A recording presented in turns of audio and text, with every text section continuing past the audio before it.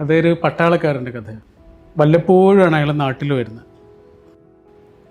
ഒരിക്കൽ അങ്ങനെ വന്നപ്പോൾ അയാളുടെ കല്യാണം കഴിഞ്ഞു. ഭാര്യ ഗർഭിണിയായിരിക്കുന്ന സമയത്ത് തിരിച്ചുപോയി.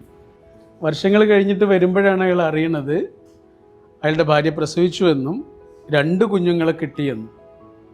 പക്ഷേ ആ പ്രസവത്തിൽ അയാളുടെ പ്രിയപ്പെട്ടവളെ നഷ്ടപ്പെട്ടുവെന്നും. ഒരേപോലെയുള്ള കുഞ്ഞുങ്ങൾ.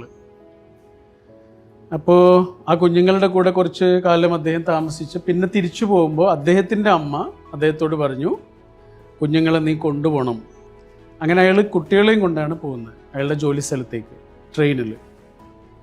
ആ ട്രെയിനിൽ വെച്ച് കുട്ടികൾക്ക് 2 പേർക്കും പനി പിടിച്ച് ഒരു കുട്ടി മരിച്ചു. അപ്പോൾ അന്നൊരു നിയമമുണ്ട്, ഒരു രാജ്യത്തിൽ നിന്ന് മറ്റൊരു രാജ്യത്തേക്ക് ഡെഡ് ബോഡി കൊണ്ടുപോകാൻ പറ്റില്ല. അപ്പോൾ ട്രെയിനിലെ ഉദ്യോഗസ്ഥർ വന്നിട്ട് അദ്ദേഹത്തോട് പറഞ്ഞു, അത് പറ്റാത്തതുകൊണ്ട് നമ്മളൊരു പാലത്തിൻ്റെ മുകളിലൂടെ പോകുന്ന സമയത്ത് കുട്ടിയെ പുഴയിലേക്ക്